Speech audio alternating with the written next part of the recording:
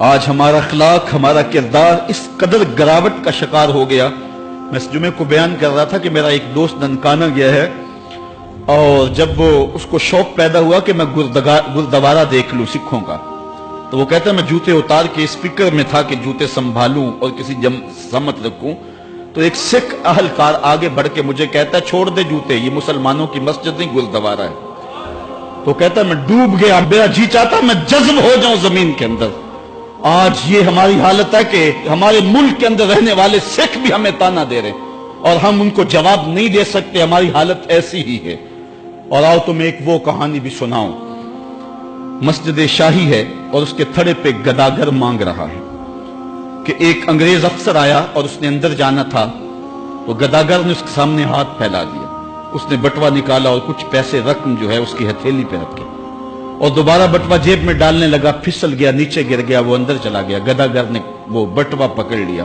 خیال تھا یہ واپس پلٹے گا تو میں اس کو یہ بٹوا دے دوں گا، لیکن واپسی شاید وہ کسی بغلی دروازے سے نکل گیا یا اس کو پتہ نہ چل سکا، تو وہ بٹوا اپنے گھر لے گیا. 1 سال گزرا تو دوبارہ جب وہ انگریز وہاں شاہی مسجد میں آیا دورے کے لیے، تو یہ چونکہ دور بھی انگریز کا ہی تھا، تو اس گداگر نے پہچان لیا، کہا بابو رکنا، مجھے تم سے تھوڑا سا کام ہے.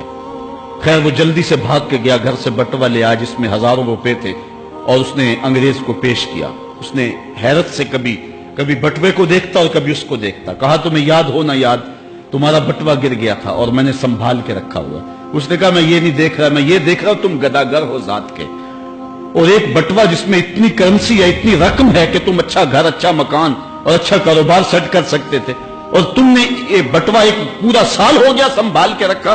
اس نے کہا بابو مکان اور کاروبار کی کہانی نہیں، جو کہانی ہے وہ غیرت اور عزت کی ہے. اس نے کہا کیا کہانی ہے؟ اس نے کہا تو عیسائی ہے اور میں نوکر ہوں رسول اللہ کا، اور کل قیامت کے دن اگر تیرے نبی نے میرے نبی سے کہہ دیا کہ میرے امتی کا بٹوا گرا تھا اور تیرے امتی نے اٹھا لیا، تو پھر میرا نبی تو شرمسار ہوگا. میں گداگر ضرور ہوں، بے غیرت نہیں ہوں.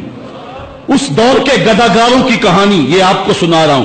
اور اگر آج کے شاہوں کی کہانی چھیڑوں، آج کے وزیروں کی کہانی چھیڑوں، آج کے مشیروں کی کہانی چھیڑوں اور آج کے اہل ثروت کی کہانی چھیڑوں تو شرم سے سر جھک جائیں. ایک وہ دور تھا، یہ دور غلامی کی کہانی تمہیں سنا رہا ہوں. میں تمہیں عمر بن عبدالعزیز کے دور کی کہانی نہیں سنائی ہے، میں تمہیں عمر کے دور کی کہانی نہیں سنائی ہے، حضرت ابو بکر کے دور کی کہانی نہیں سنائی، میں تمہیں محمد عربی کے مدینے کی کہانی نہیں سنائی. یہ کل کی بات ہے کہ ہم عزتوں کس مسجد پہ تھے. ایک گداگر بھی محمد کی آبرو کا اس قدر رکھوالا تھا، اور آج ہم کہاں گر گئے ہوئے ہیں. ذرا اپنے اندر اتر کے دیکھیں. ہن جے رونا تے اکھاں وچوں ہنیرا جاندا نہیں نور جاندا ہے. میں او بدبختاں جیدا سایہ بھی میتھوں دور جاندا ہے. میں میلا اتھرو، میں پاپی مجرم، حضور معافی، حضور معافی. تساں سی ڈکیا جنہ کماں تھی، حضور جی میں او کر گیا واں. تہاڈے حکماں نو چھڈ کے آقا میں جیندا کتھے ہاں، مر گیا واں. گناہاں دی دل دل دے اندر گل میں تیکر اتر گیا واں. حضور معافی، حضور معافی.